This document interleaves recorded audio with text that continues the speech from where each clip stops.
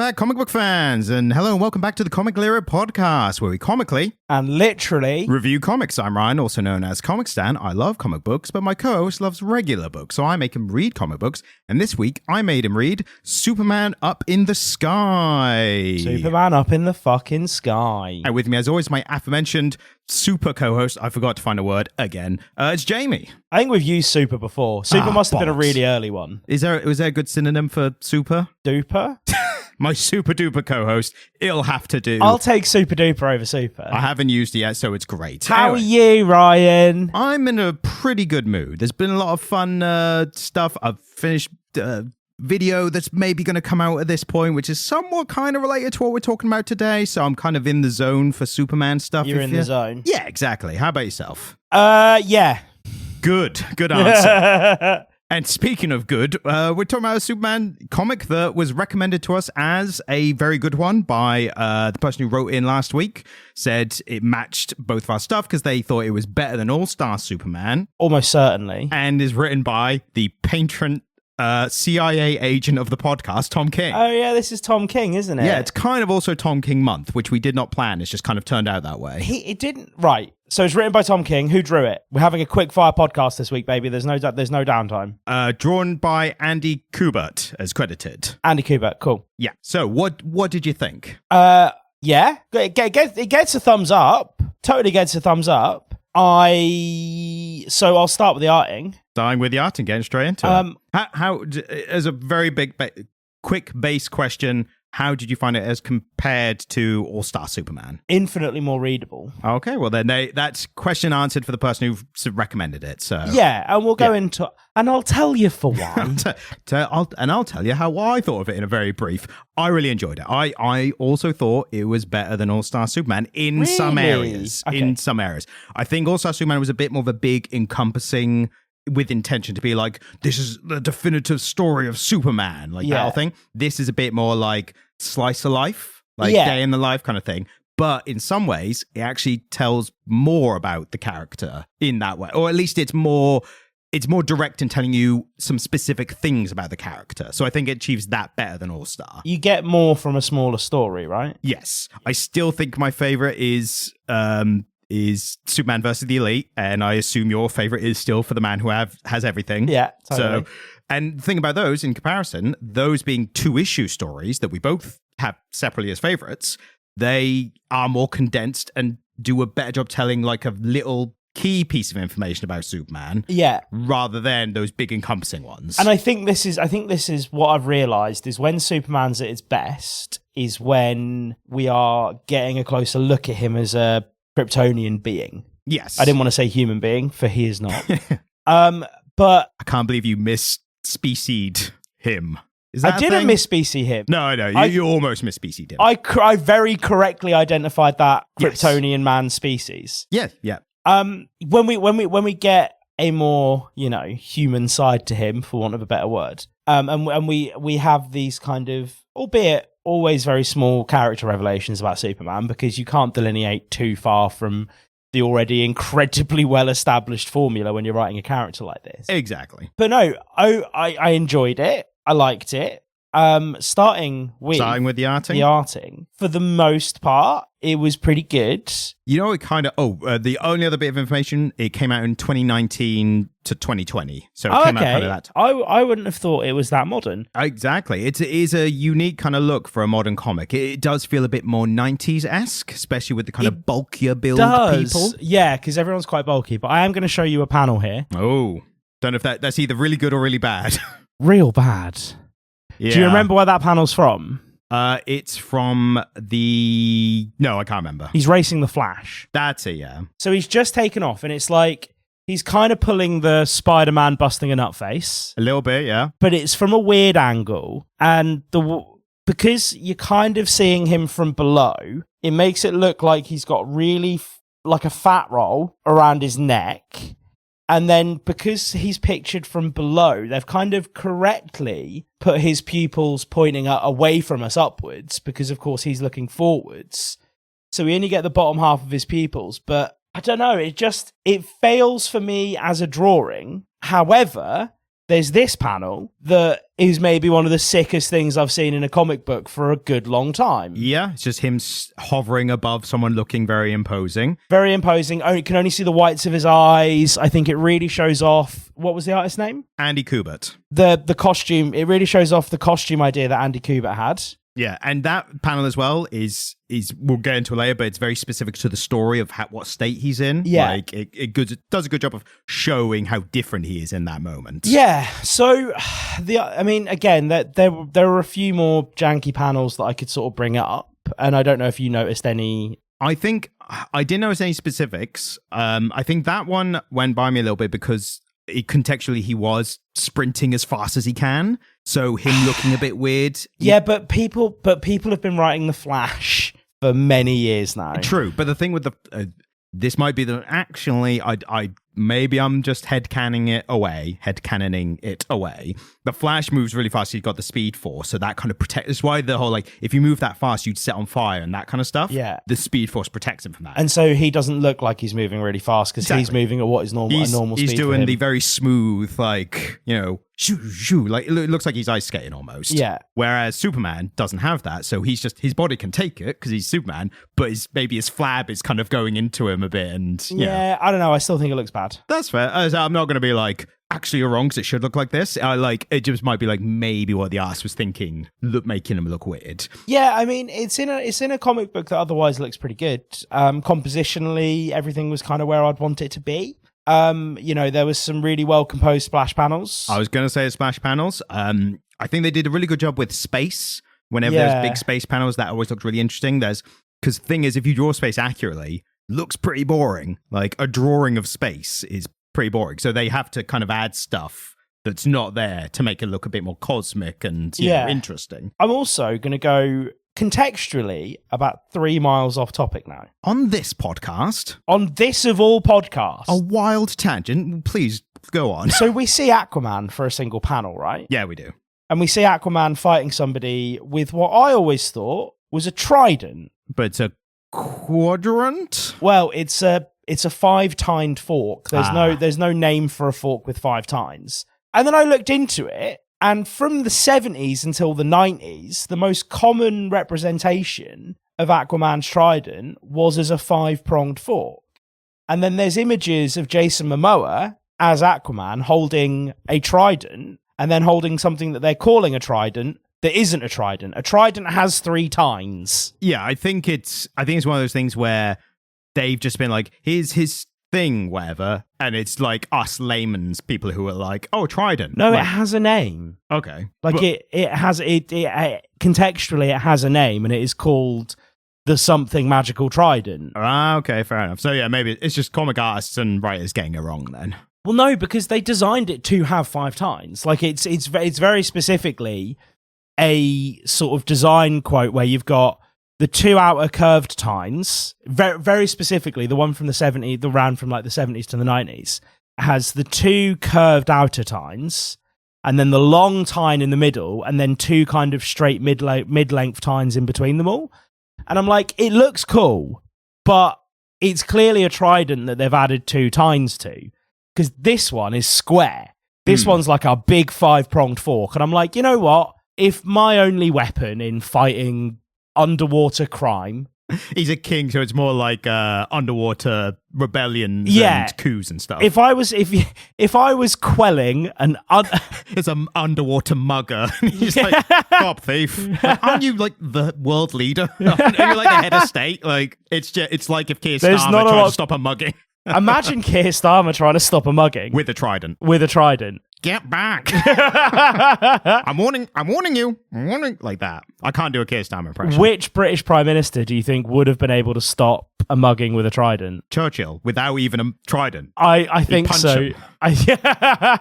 He was quite a sickly man for most of his last premiership. I was going to say he tried to punch him, and whether the punch connects or not depends on how much he'd drunk by that point. So maybe 90% of the time it would miss. Yeah, absolutely. Because I couldn't imagine like Harold Wilson just fighting somebody off with a trident. Gordon Brown, I think, would take a good go of it. He's blind in one eye, mate. Yeah, but I don't think that'd let him stop. You know? Also, Gordon Brown had a history degree, right? So So he knew what a trident was. Firstly, he would have known that it wasn't a fucking trident, yes. Secondly, I reckon Gordon Brown would be a real asset on the battlefield because he would have, like, the time he was doing history, he would have learned some medieval war history. Like, that was just on the university syllabus a lot more than it is now. It was a lot trendier. So he would probably know how to manage a good old double envelopment. So are you putting Gordon Brown forward for stopping a mugging or for leading Atlantis? Leading Atlantis. Okay. I mean, you could see that. He's not doing anything right now. He steered us through the 2008 financial crash, just. Yeah, just about, yeah. Maybe he could handle sea monsters and that kind of stuff. I quite liked Gordon Brown. He was all right. He was fine. But anyway, that was just something I noticed, and it prompted me to do a couple of Google searches. And I realised that for a solid 2 decades, Marvel decided that they were going to try and... DC, I'm so sorry, everyone. That's why I'm here. I'm a professional comic book reviewer. Yeah, but we don't get you on for your comic book knowledge. I don't know if that's been obvious yet. But for a while, DC tried to sell us a 5-pronged fork as a trident, and I am incensed. Yeah, you know what's especially sad about saying all this now on the podcast? I'm pretty sure the Big Bang Theory did this whole bit first. I think there was a bit of Sheldon. I was like, yeah. I thought of it while you were speaking. I was like, I'm about to ruin this guy's day. I feel shame. Have you watched The Big Bang Theory? Yeah, it's awful. Well, I haven't sat there and like watched it start to finish. No, I haven't. But it came on E4 a lot at a time when I was quite unemployed. So. Oh yeah, that's exactly how I saw it. And I think I just, even from the start, I was just like, this is such a shitty representation of nerds, which I feel like I for once I was offended by the representation of my people. Yeah, absolutely. But in the sense that I was just like, this is dumb. Like didn't give that much of a shit. Incidentally, for anyone who's wondering, the best or one of the best representations of nerds in media is a show called Silicon Valley. I was literally about to shout out Silicon Valley. It's so good it's really good. When they have it's old hat now, when they have the big debate about how long it would take to jerk off everyone in a room and do the mathematical equation, which they brought in Harvard mathematicians to vet it all. Because they started talking about having like 2 dicks and if the girth relative changes, heights and dick to floor ratio and the angles. Yeah, so that's a good representation. Anyway, back to the comic. Back to the comic. Enough about that nerd shit. Let's talk about this nerd shit. Yeah. I think that's pretty much all we can say about the art because it kind of bits very loosely felt a little John Romita Jr. in the and a bit Frank Miller. But when he was good. Yes, if Frank Miller, John Romita Jr. The Frank Miller comparison is apt. Yeah, bulky. Everyone's a bit bulky. Yeah. Like, that's just how everyone looks. So for Superman to be so much more muscled than everyone else doesn't look as weird as like All-Star Superman. Yeah, and in that boxing fight. Yeah, that looked really good. That looked fucking great. I don't know if that was like a very loose reference to there was a comic in the 70s, I think, or maybe even 80s, where Superman boxed Muhammad Ali and Muhammad Ali knocked him out. Did he? Yeah. And if there was an internet back then, there would have been an uproar about like, actually, I think you'll find that Muhammad Ali's a relatively normal human compared to Kryptonian under a yellow sun. Yeah. So yeah, that was it. I think that was a little bit of like do you remember this fun thing? Like, yeah. We should find and read that. That would be it. I should just find all the weirdest, like, at one point when Batman he was fighting a guy who could use colors. He was like weaponizing colors, like that was his power. So Batman had to have like different colored bat suits to fight him. He was like, I need the pink one, like for some reason. Great. Anyway, so art was enjoyable enough. It didn't blow me away. Points. Couple of splash pages. I was like, that's cool. But, do you know what? Despite the jank, I enjoyed it for the most part. I can't like this kind of style, and I've said this before. Maybe this is like an example of what I actually mean. When jank is consistent or something's consistently kind of janky, I'm well all right for that. I mean, it wasn't consistently janky though. There was just a couple of little points where I was like, ugh. But even the jank was within style, I mean. Yeah, but the style itself was like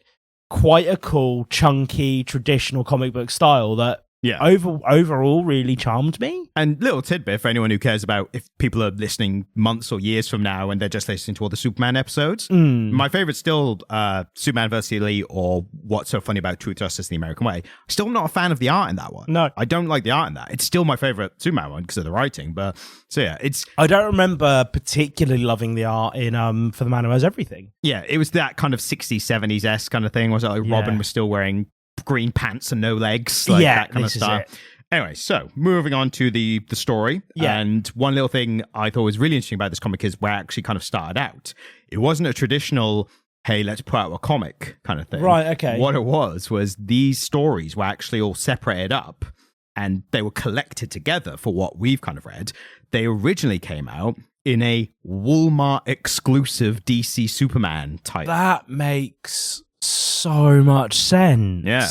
Because they all read like one-shots. Yes, with that kind of through narrative. Yeah. But they released this thing and it was like, here's kind of anthology of Superman stories, like 20 issues or something, but maybe even more than that. But it was just like, here's a Tom King story, and it was just part of this. And it's one of the very few cool things that American capitalism has given us, is when the American department stores or these huge chains have so much buying power that they can just go to somebody like DC and be like, we would like to commission this, please. Well, you say that. They did a volume 2 of it, which was then non-exclusive. Right, okay. So, but you see my point, right? Yeah, the fact that they happened at all was... It's like, I have a Toys R Us stamped Pokemon card in my collection, and those are really rad. Or like, Walmart will sometimes commission cheaper Squire guitars.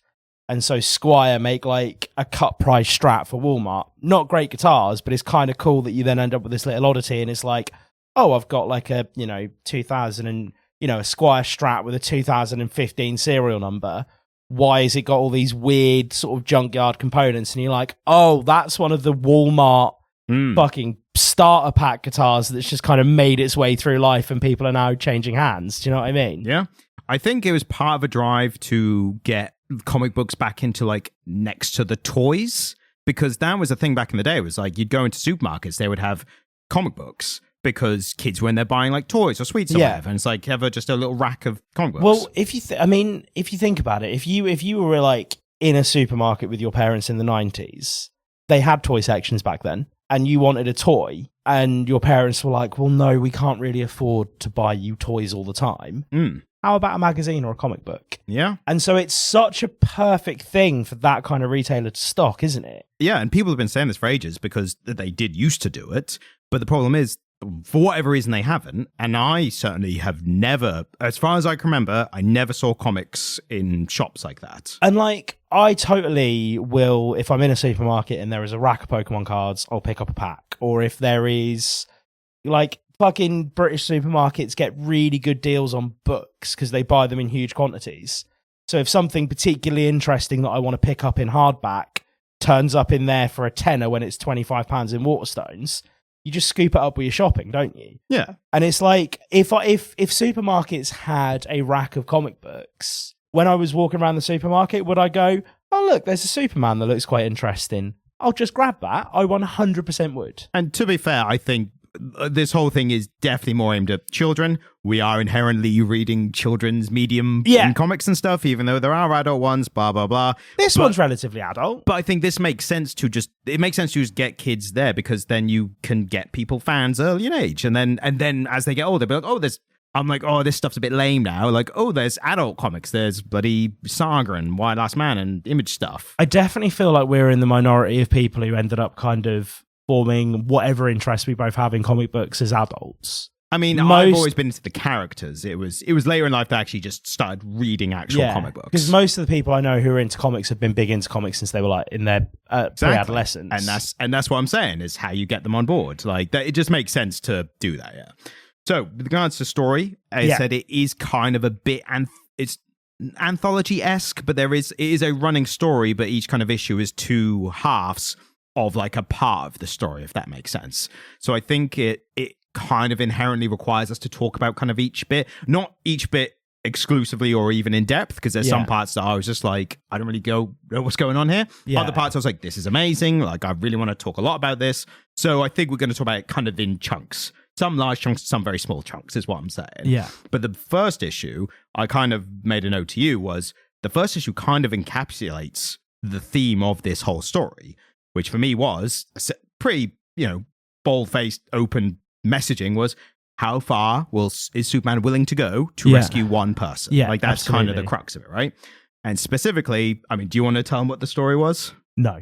Okay. So basically, Batman alerts Superman to... I can do that bit of the story. Yeah, just the general plot, I mean. So Batman alerts Superman to the fact that there has been some kind of murder abduction situation. There's been a murder. And that there's a little girl who's been abducted or killed along with her parents. Abducted, yeah. Abducted. And there's one that's in the hospital. Yeah. Superman goes to see the one in the hospital, has a really quite galling conversation with her about a Superman doll that her sister had taken before she got abducted. And then the poor little thing dies. Yeah, I found that especially, it was generally a dark way to start a Superman story, like with a family being murdered, essentially. It's more Batman, isn't it? Well, it happens in Gotham, so Superman's like, no wonder I bloody don't come here. Like, Jesus Christ. But then they reveal, and then as Superman's umming and ahhing about like these aliens have abducted this girl, not quite in a classic alien abduction non-comic book way, more in a intergalactic trafficking kind of way. Yeah. Like that's, or those are the the undertones, aren't they? Exactly, yeah. So it's not explicitly stated, but that's certainly the quiet implication, isn't it? Exactly. And Superman's kind of umming and ahhing. Batman's kind of implicitly like, you should go and rescue her. Yeah. But Superman is kind of wondering, like, the biggest thing is, I think on the surface level, it's like, what's going to happen to Metropolis and like my friends and family? Like, if I'm not here to save them, which I do a bunch, like almost on a weekly basis. Yeah.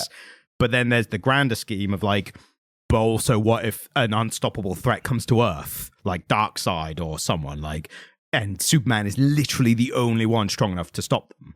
So he's kind of having that kind of crisis of like potentially the fate of the entire world versus one child. Yeah. And it gets to a point where even Lois is a bit like, yeah, I know you feel bad, but like it makes sense for you not to go. And they have that jokey conversation about her not being thrown off any buildings. Yes, which happens a lot. Yeah. To the point she jokes that it's kind of her signature thing. Yeah, it's her signature move. Yeah. Lois is the kind of gal that, and the credit to her as a character, I think she's one of the best written female characters in comics. She's smart. She's very smart, but also she just confidently will jump off a building in pursuit of a story, or she'll be put into a situation where she's being thrown off a building. I mean, it also helps that her boyfriend's a fucking superhero. She knows that Superman's going to clock her heart rate, go up and come and catch her. Well, this is the thing. It's like, even if you know that, like, I don't think most people would still be like, I can jump off buildings, it's fine. I wouldn't get on the top of a tall building. Exactly. But that's what I mean, is that she has that as a kind of like, I've got this buffer, like this will probably help me out. But but the driving thing is she's the investigative journalist. Yeah. Also, fun little thing they put in, she's canonically one of like the best investigative journalist in the DC universe. Yeah. She is like really smart, really what's the word? Capable. Like, she has brought down like the biggest people with stories, basically. She's also really bad at spelling. And I like, how many B's, how many L's? Yeah. I like when they give very powerful characters, and I would include Lois as a powerful character in that regard, these big faults that are just, they're pretty harmless to their overall thing, but it's just fun, if she works in a pit, then it wouldn't be so much of a detriment, but she is a journalist. Exactly, yeah. Probably a spell check, but it's still funny that... Well, she says, I wish there was a tool for this, and Clark goes, well, there are quite a few, actually. Yeah. She strikes me as the kind of person who doesn't like being corrected even by a machine. So they probably have great editors. Or even by Superman. Yes.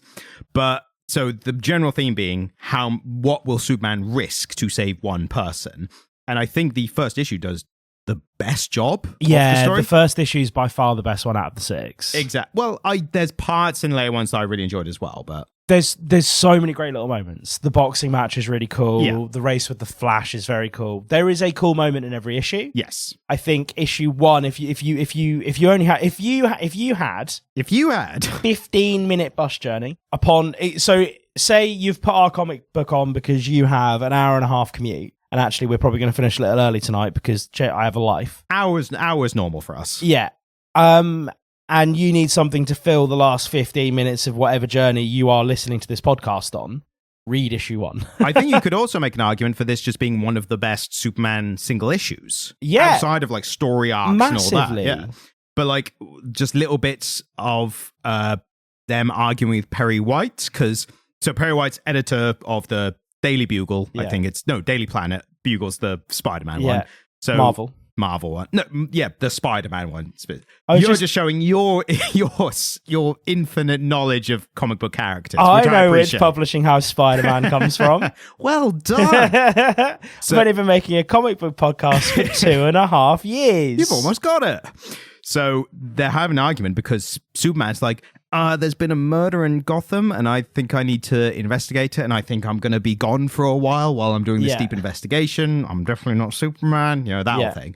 And Perry White's just like, one murder out of like 30 a day that happens in Gotham. He's like, I'm not letting you go and investigate one of the 37 murders that happened today in Gotham. Exactly. But then it becomes a metaphor for what Superman is deciding. Totally. Like it, and I like that kind of dual messaging. Well, he even quite explicitly says, like, we have alien invasions here, Lex Luthor might do something. Yeah.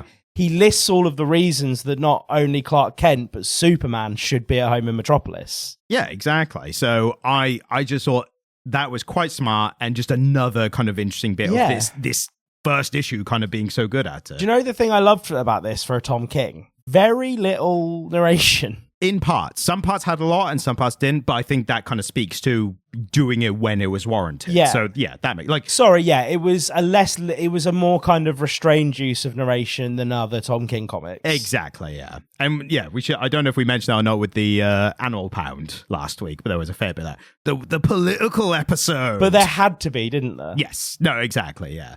But yeah, in this, it got a really kind of interesting part towards the end, which actually got me. Like I bit on something that I normally am smarter than to What are you smarter than, Ryan? So normally, so spoiler for the first issue, but the trap, or even the trope even of a fictional thing where it's like, you were trying to do this thing and it didn't work, and you're out. The Rick and Morty episode, the pit, the hole. Yeah. You're actually in the hole. Like you're in the hole. You've been in the hole the entire time. Like that thing. Or it's like what's the one? The Schwarzenegger one with where he goes on a planet, I can't remember. Total Recall, where it's like, was he in the machine the entire time, or did it not work? Like all that bollocks. Yeah. So in this, he's trying to he goes to a planet. It's like they've used a Zeta beam to. Oh yeah, the aliens use a Zeta beam to transport away. It was an illegal Zeta beam, so they can't track it like normal ones. Yeah. And they've got all this information because they can still track them to a certain degree, but the information is so jumbled that even their smartest artificial intelligences can't work through the information. Yeah.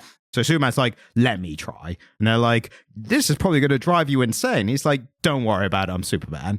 So and then it drives them insane for a bit. Well, exactly. So they put the things on, and then it cuts to a kid on a roof somewhere, wearing a Superman cape, thinks he can fly, and jumps and falls off the roof. And immediately I'm just like, oh, we're doing flashbacks now. Like we're going to other stuff, because it kind of feels like a non-linear kind of story. And then it goes through this thing of Superman finding out this kid died from jumping off the roof. Yeah. And he's like, oh, should I keep being Superman? Yeah. He's talking to Wonder Woman, isn't he? He's talking to Diane. Yeah. Also, him and Batman and Wonder Woman have a meet up for junk food, for fast food. I loved how they did it in Gotham, because I know Batman's like, I'm not leaving Gotham for a meal. So you come here, I'm not coming, because I've got to be here ready to go. Like, if something's happened in Metropolis, you can just fly off. Yeah. And Wonder Woman, you don't protect anywhere in particular. I have to fly the bat plane. Exactly. Is it the bat plane? Batmobile, bat plane, Batwing. Batwing. Yeah, all of them, yeah. Of course it's the Batwing. Bat boat, bat unicycle, probably. So I just like the idea that Batman's like, we need to do it at my place, because I'm on call. I'm always on call. Like, and you can just fly off. But so he's going through this thing where he's like, should I even be Superman if it's going to inspire people kids to jump off? Do dumb shit. Yeah. And then it becomes the reversed thing where he does kind of explicitly say, if I don't do anything, people will die. If I do something, people will die. And then that kind of boils down his argument within himself, where he's like, well, I think what it kind of comes down to, and maybe this is my inferring, it comes down to like, either I can help people who actually need help, or I can restrain myself, or not just for hypothetically helping people. Yeah. And I think what that kind of helps answer his kind of inner turmoil is, well, someone needs my help right now and I can go save them. Yeah. I shouldn't bother thinking about what ifs and maybes and all that other stuff. Totally. And I thought, and then he wakes up, oh, Zeta Beam. Like, it was that. And I got to that point, I went, oh, you bastard. Like, you But it was cool, though. It was cool while you were there, though, wasn't it? I'm saying how good it was that it tricked me. Because, again, normally I'm like, this is a dream. And it even told you. It even told you he was about to go insane. Well, that's the thing. I think I expected, maybe this is a kind of why it's a better Superman thing. I expect him just to be like, done. Like, I've done it because I'm Superman. Okay. And you know, it never kind of questions Superman's capability, but he used that in a smart way to be like, let's kind of divulge into his psyche a little bit and use some visual metaphors and to, you know, understand where he is right now as a character. And I was like, Tom King, you've done it again. You motherfucker. You're my favorite ex-CIA agent. Of all the ex-CIA agents I know, you're my favorite. Exactly. And it was a low bar, but yeah. So, first issue, I think that's kind of most of the stuff. After that, we get these kind of smaller half an issue. So the first issue is the only kind of full issue of story. And then everything else after that is kind of half issue. I think the last one might be a full one. So the 4 in between at least are like halves of stories. I was impressed by how prompt it all was. Yeah. Just going back to this though, right? So Walmart commissioned this. You're not letting the Walmart thing go. Walmart commissioned this. I don't think... No, Walmart commissioned a Superman anthology series and... But it was all written by Tom King? No, not all of it. So that's the thing is... different writers were doing different stories, right. and not all of them even had the up in the sky stories. So that's why they kind of had to collect them from the Walmart issues and put them together to be like, here's Superman up in the sky. So there was a bunch of other stuff that came in this Walmart series. Other Superman stories. These are just the 6 that Tom King wrote and the Up in the Sky series. Yes, exactly. Yeah. Right. Okay. Man, that shit's confusing. Yeah. And again, Tom King's like, yeah, we're doing this anthology series for Walmart. Like, do you want to write a story? Is that maybe one of the best Superman stories ever? It's like, oh, bloody hell. Like, go yeah, I'll just knock that out of the park. Same with the fucking Batman Elmer Fudd thing. It's like if you give Tom King something he's really excited about, he flubs it a little bit. And then if you're just like, can you just do a thing? He'll be like, yeah, here you go. It's one of my best pieces of work. Yeah. Like, well, thanks, King. King in name and King in nature or something. Oh, gross. So I really want this podcast to get to the point where you have to meet Tom King and you just melt a little bit. I don't even like, I mean, we've had this discussion. It's like, I don't know, on and off air. You're not impressed by people. It's not that I'm not impressed, but I don't know what to say to them other than I really like your work. Like beyond that, it just feels like... And then he'll be like, I'm Tom King, former CIA agent, and I really like the Comic Glitterer podcast. Be like, well, you've heard me say a lot of negative things about your work as well, then, because again, it's that thing where I'm such a big fan of his, but I hold him to a high standard, and I like to think that I somewhat try and objectively kind of do the criticisms. I've got a bunch of criticisms about this story as well. Oh, crack on, go for it. So, but again, it's per story now. They're these short stories. The first one I think is the boxing one, And one of the things to say about the kind of bigger story, I like how they do this. Maybe it was just because it was the Walmart release schedule. They don't do a bunch of like, go here, find out this bit of information about the other. Now you have to go here and track this lead down. It is more kind of a jumbled, like, he's here and this thing happens. He's generally in the pursuit of finding the aliens who took the kid. It's not like, go speak to this person, like a fetch quest kind of thing in a video game. So I like that, but I think that was kind of inherently like, if you pick up a random Walmart exclusive issue and he's like, I finally tracked down the aliens who kidnapped the kid, you'd be like, what kid? Like, whereas it's like, Superman's having to box an alien guy. And it's like, that's cool. And then just a little bit like, and if he beats him, he gets information about the kid. You're like, oh, I don't care. Like, I really loved when the referee for that fight was like, right, no superpowers, except for super strength and any invulnerabilities if you've got them. And it's like, well, because they're the things you can't turn off, right? Yeah. And this is, I think, generally what we see a lot is the story of why Superman is Superman. It's not because of the powers, it's because of his resilience and he doesn't give up and all that stuff. Yeah. And that can be a little cheesy at times.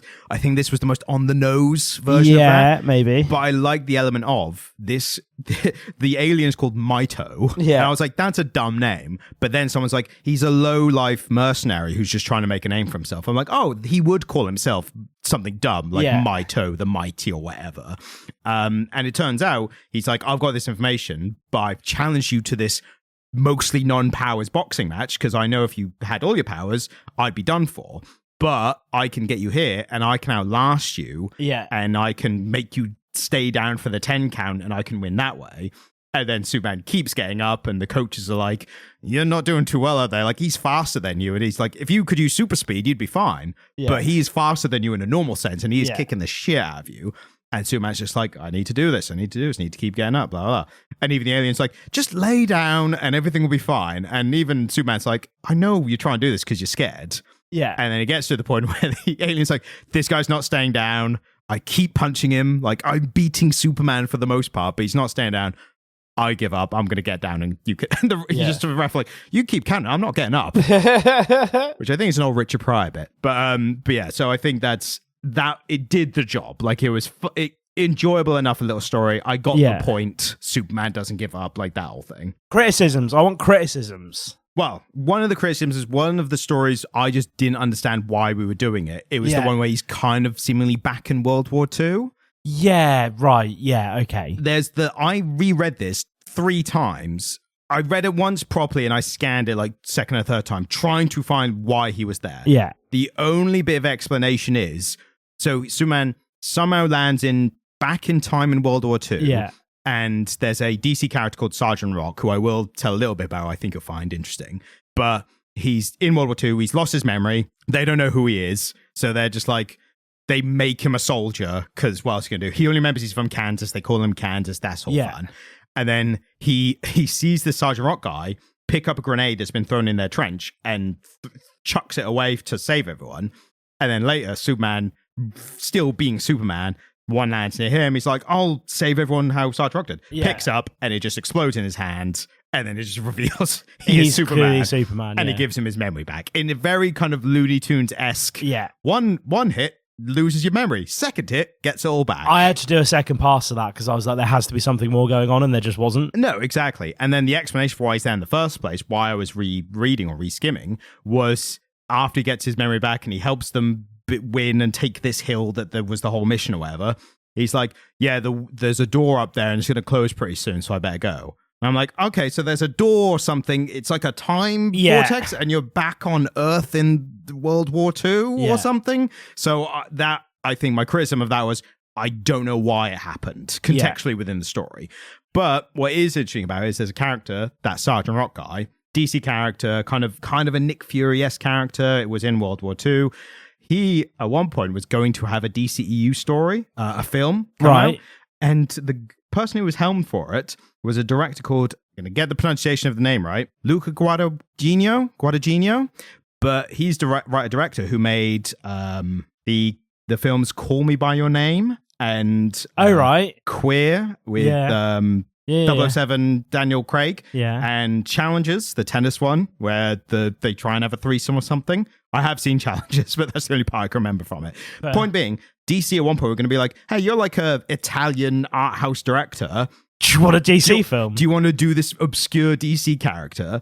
And apparently he was well into it, and he was like, can I get Daniel Craig to play him? And they were like, yeah, obviously. If you can get him. And apparently that has since fallen apart. But that just at one point, I was like, they were actually going to make a DC superhero art house movie about a World War II character with no powers, played by Daniel Craig. That would have been amazing. I know, exactly. That was just that was my kind of biggest takeaway from this issue, was like looking up all this kind of loose information I'd heard previously. I was like, that would have been a wild film, and I wish they'd made it. Anyway, back to the little stories. Again, just sporadically happening on this search for the aliens who abducted the kid. We get the story of the alien healer. Yeah. So Superman's found by a ship. He's kind of just floating in space. Aliens get him aboard the ship. They have a healer who, in a very over-expositional way, like, you heal people by using your own life force, and you've tried healing him, but it's not worked, and so don't worry about it. Just give up. Like, we don't know him, so whatever. But then the alien healer starts to have these flashes and visions of Superman, saving people and stuff. And it basically gets to the point of their healer having to make the same decision that Superman's made, to be like, I could sacrifice myself for this guy. Yeah, because I know for a fact that he will save millions if he continues to live. So it and the alien here goes back to his quarters with his family, his kids and his wife, and he even talks to his wife about it. And the wife's like, you have kids, so you can't just give yourself up for that. And he's like, I feel like I kind of have to. Yeah. And it gets to one where he obviously does that. And Superman's just like, yeah, we kind of had a psychic bond as he was dying. Yeah. And he told me to pass on this message. And And the wife's just like, well, that doesn't make it any better. Yeah. And it felt like even though it's like a very typical, like, what are the odds that this would happen? It still felt kind of emotional and real in the moment. So that was a particularly good one. The best one, I thought, was the story where Superman looks like an airport waiting area or something. And he's going through this kind of alien bureaucracy, which is a lot like human bureaucracy, where he's like, my name was called. It's like, no, we didn't call you. It's like, well, what's your name again? It's Superman. It's like, Superman, I haven't got Superman here. Wait, do you mean Superman with an E? It's like, yes, I explicitly said the E because you forgot last time. It's like, here you are, yes. Yeah. And all the while this is happening, this kind of comedic stuff, we're seeing flashes of Lois Lane dying in horrific ways. Yeah. Specifically, she gets shot by Lex Luthor, which is a bit more realistically played because he's like, Superman's not here and no one can save you. Gonna get you. Yeah, and he's like, beg for your life. And she's like, never. Then the gun goes off accidentally. And even Lex Luthor's like, I told you to beg. Like, this is your fault. Like, this is my fault. And then it cuts to like them in a plane that's like falling out of the ground, and Jimmy Olsen's like, don't worry, Superman will save us. Like, Superman's not here, my guy. You may be his best friend, he didn't tell you. I wonder what that says. I find Jimmy Olsen annoying. You're not a fan, are you? Nah, I just think whatever. I'm pretty neutral to him. I just think it's funny when are you pretty Jimmy neutral? Jimmy neutral, yeah. You could say Jimmy Neutron. Oy. Yeah, but then there's one where she's like cornered by the Joker, and the Joker looks particularly creepy, and she's kind of like making the noise of someone who's slowly being killed, like that kind of stuff. And it basically turns out that these are the thoughts that Superman is having as he's waiting to get a intergalactic call. Flight. Well, call even, just to call her. So he's waiting to just speak to her to make sure she's all right. And while he's sitting in this annoying, mind-numbing bureaucracy and red tape and all this, he's imagining like these intrusive thoughts about the awful things that could have happened to her. Exactly. And then it just gets to the point where he does speak.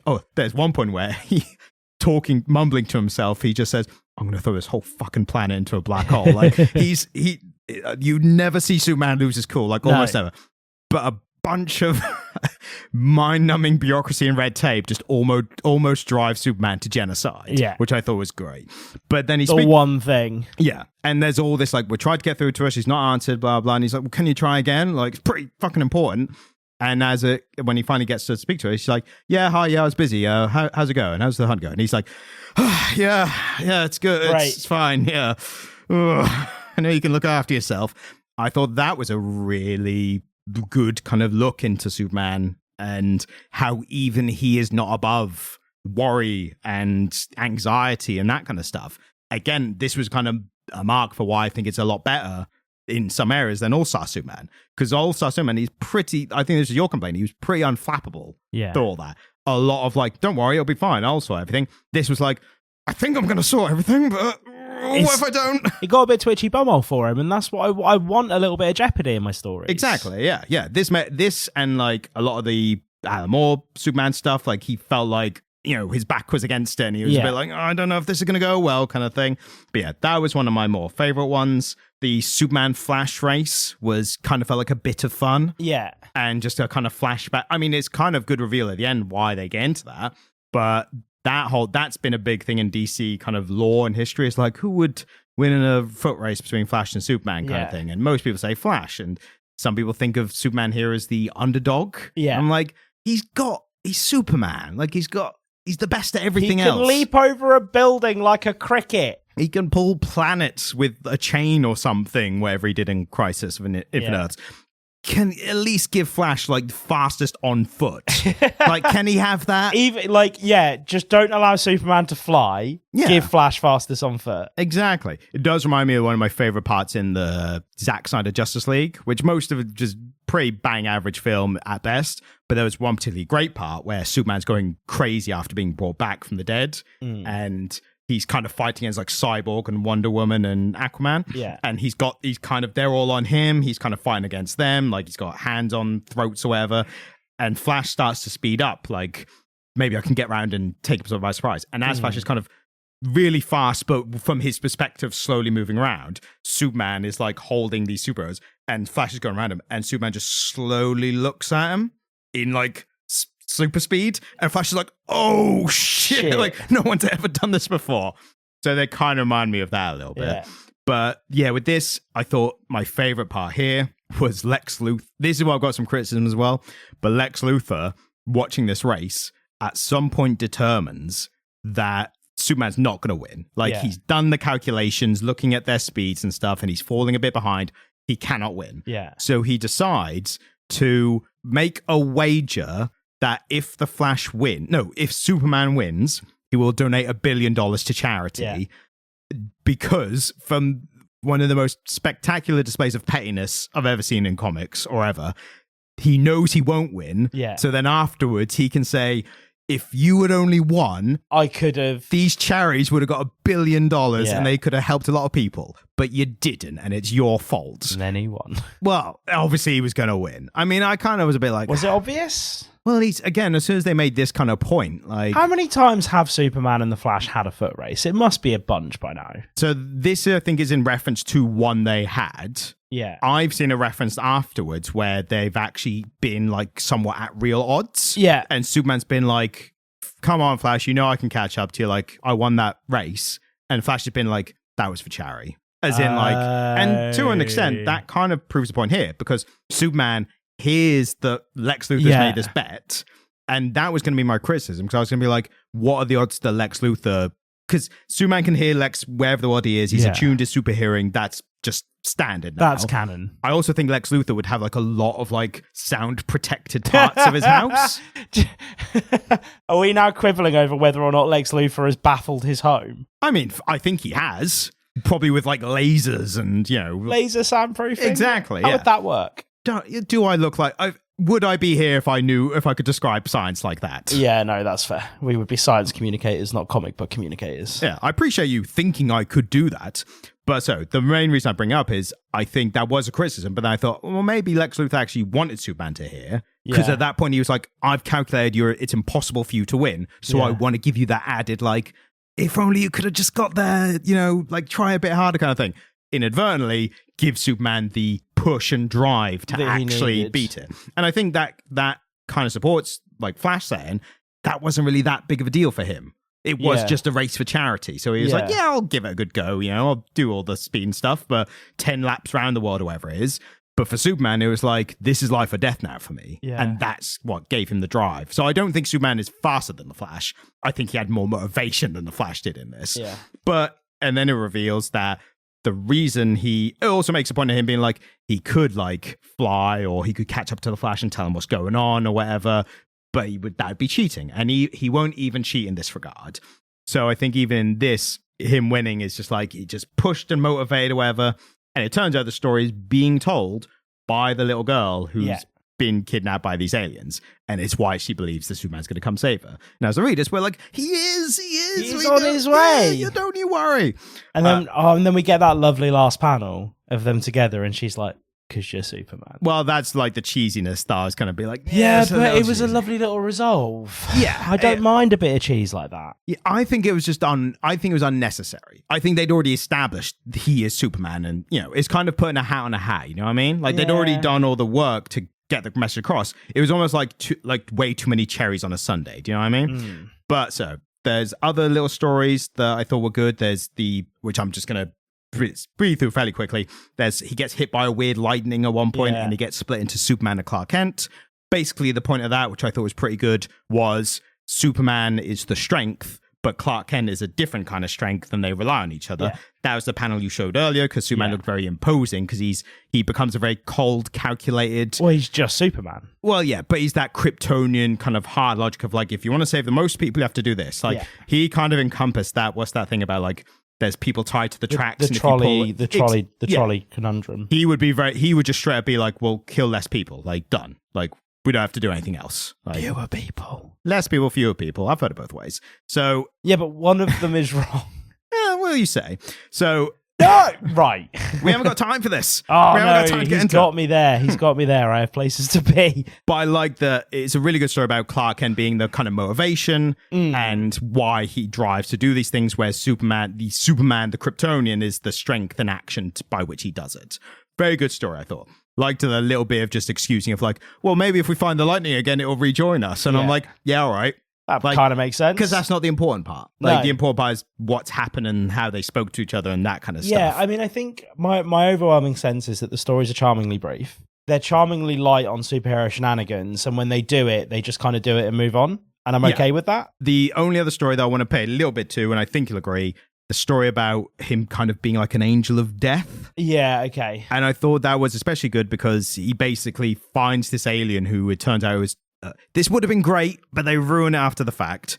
But he finds this alien who's basically terminally ill, and he wants to kill himself. And I guess trigger warning for...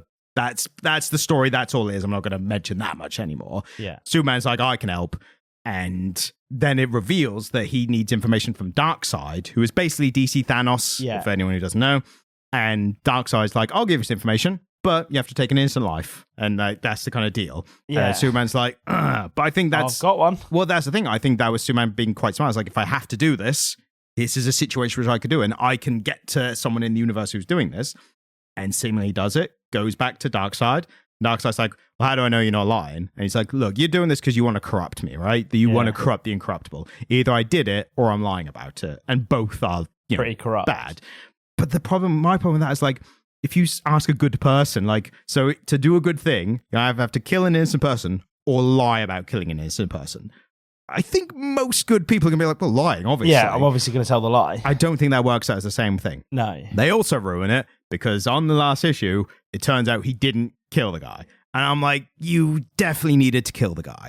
For it to be for the story to be worth anything, and it would have been fine. Yeah. Like, I get Superman has this no-kill policy. It's assisted suicide. Exactly. And I don't think it's as strict as Batman's. You know, I think you can allow this. Like, this is the one situation where it's a good thing to help someone this way. You know, there are people campaigning for it in the real world. Like, so yeah, I was so ready to praise that one, and then it kind of ruined it. It ruined it. Anyway, then get to the end. It turns out, spoilers for this last issue, I don't think it's last issue is important as the kind of, it's not the end, it's the journey, you know, that whole thing. But it gets to the end and it basically turns out that the girl was kidnapped for basically no reason other than we needed a human to test these webs on. Also, we're invading Earth right now with these robot machines, and it kind of pays homage back to, this is why you shouldn't have left Earth, because Earth is being invaded now. But I appreciate that it kind of tied in without being directly connected. Like, this girl is the chosen one, and now we will ravage Earth. She was just a random human that they needed. Exactly, yeah. And Superman's like, fuck you, I'm getting home anyway, and I'm bloody Superman, bitch, as I've made evident over these past few issues. Yeah. This has become evident over the past few issues. Exactly. And it works out. So I like the ending, but yeah, I think generally my kind of reception to this whole comic was great start, great first issue, fun, different stories along the way. Again, finding out bits more about Superman and who he is. And the ending is just kind of like, let's just tie everything together and get it done now. And have a little soppy ending with, because you're Superman. Yeah, totally. Which, do you know what, was warranted and enjoyable. Yeah, it was fine. My enjoyment it started really high and it just kind of slowly lowered as I went across. Yeah. But my overall average was still pretty high for this, I think I would say. And as I said, you've got to go on. I've got two little bits of information I think you'll really enjoy.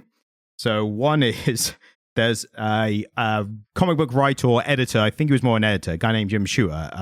Fortunately, he passed away, I think, a bit over a week ago. Okay. He was I know a controversial Marvel editor for a time in the 80s. But the only reason I bring up is because there was a thing that came out recently where he sent out a memo to Marvel while he was the editor, while they were kind of owned by a company called Cadence Industries, apparently. Okay.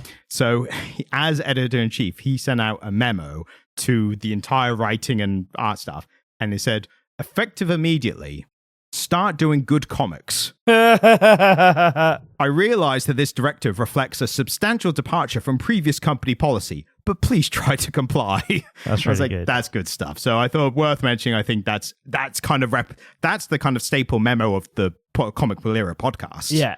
So Jim Shooter, another patron saint. What a guy. Patron saint of make good comics. Make good comics. And the other part, best till last. Yeah. Also, I'd say the political episode that released, there was a YouTube comment that said, oh no, they've gone woke. Blair said yay. So I'm like, I don't know if you're serious or not, but that's even better. But I did see a news story from one Chip Zdarsky. Yeah. So Chip Zdarsky is writing Captain America now. He's taken over. So give a few issues. We'll be reviewing that. We'll have a look, yeah. Someone asked him, it was in relation to him and Captain America and Daredevil, because he basically asked, does Captain America cry during sex? Right?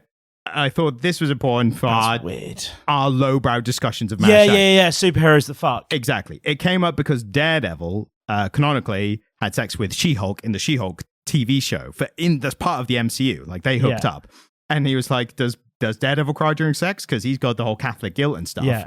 And Zdarsky responded to that. He basically said he cries before and after, but during he knows he's got a job to do. Hey, Chip Zdarsky, what a guy! And just supports Matt Murdock, top shagger. Top shagger. He might cry before and after, but he knows he's got a job to do. Exactly. But then when asked, does Captain America cry during sex? And he said, no, obviously not at all. He does probably salute, though. Oh, man. I love that, like, the top of the tree comic book writers are having the same discussions that we are. Well, Zdarsky's one of the best for exactly that reason. Yeah. Because he thinks like us. He's one of us. He's just like us for real. He's just like us for realsies. But yeah, his specific quote, just to get it right, says, I will say he does not cry during sex, but unfortunately, one of the things he does do during sex is salute. And one of the comments I saw, so read a post naturally, one of the top comments under it was, so does that mean we definitely know that he only does it doggy style? Beautiful. All right. Well, on that note, as I said, we're wrapping up early because Jamie decided to be irresponsible and have a life outside of the podcast, which I don't understand. Tough, isn't it? But yeah, so thanks for joining us for the short episode. We'll have a long one next week because we're going to do another good comic. Not Tom King this week. So Tom King, 3/4 of a month is over. Tom King, nearly a month is over. Exactly. Thank you so much for listening. Enjoy the calls to action. Bye. Thank you. Bye. And thanks for listening. If you enjoyed this episode, then please subscribe to get notified of our future episodes as well. And if you're feeling particularly generous, then please leave a 5-star review on whatever podcast app you're using. If you'd like to get in contact with us, then send an email to comiclit@gmail.com. You can also watch videos by me on the Comic Stand YouTube page, which is linked in the description. Thank you, goodbye.